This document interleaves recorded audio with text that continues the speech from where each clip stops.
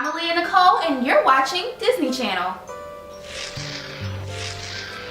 Ooh, I like that.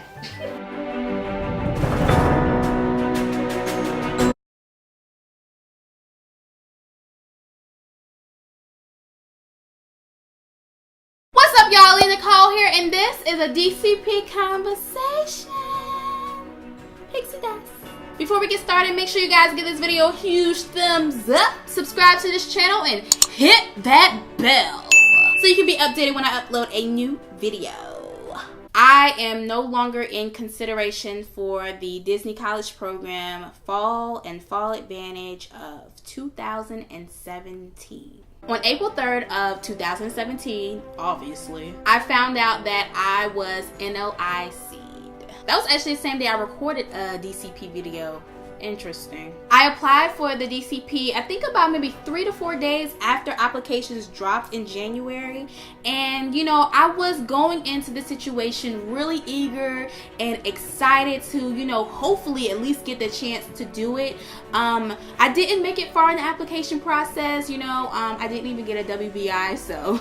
But I did go into the situation very optimistic and very open-minded, and I would have loved to work at Disney World. But another part of me was like, you know what, Aleigha, but it's okay if you don't get accepted. It's alright. Because I believe what is for you, and you will get it no matter what. Waiting to see if my application status changed, you know, from submission to in progress or even NLIC. It was an interesting process because when I first submitted my application, I really wasn't expecting to hear back from them so soon.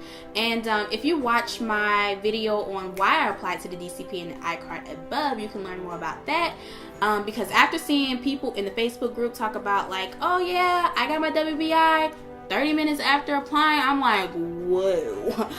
I've been in this thing for like 2 weeks and I still haven't heard anything back. So I did get a bit hesitant. I was checking my dashboard a little bit. I try not to check it too much, at least no more than 2 times a day, if not 1. And then eventually I just didn't check it at all because I was like, they'll send me an email, and I check my email every day, so you know. Now why I got NLIC'd, I have no idea.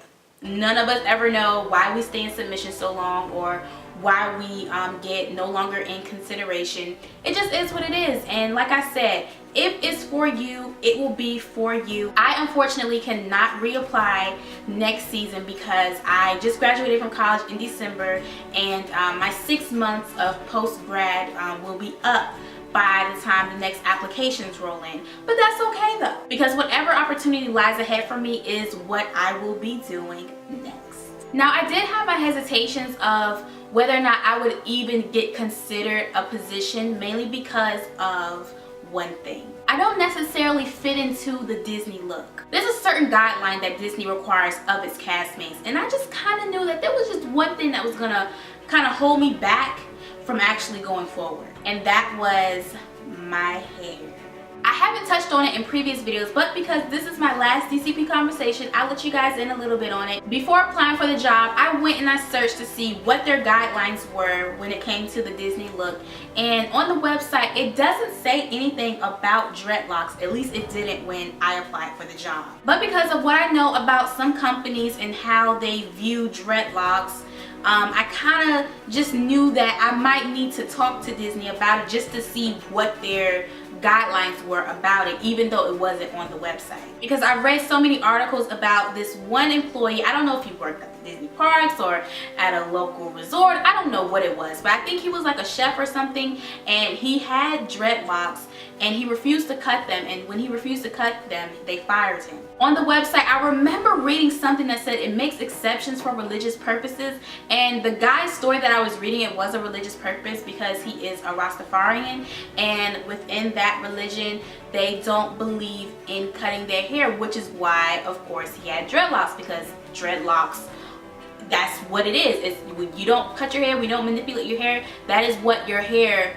will naturally do. So because he is a Rasta and they don't believe in cutting their hair, that's why he didn't do it. So I reached out to Disney recruiters just to ask them what their guidelines were when it came to dreads, and it seemed like it was on a case-by-case basis, because on the website it doesn't say whether it's accepted or not accepted. But I understood they wanted something that was polished and tame. Dreadlocks come in all different types of shapes and sizes. It just depends on whether you do retwist, whether you freeform, whether you semi-freeform. It just depends on how neat or how free your hair is gonna be. And I'm pretty sure Disney did not want that free look when it came to dreads, because most of these companies say that dreadlocks tend to get messy.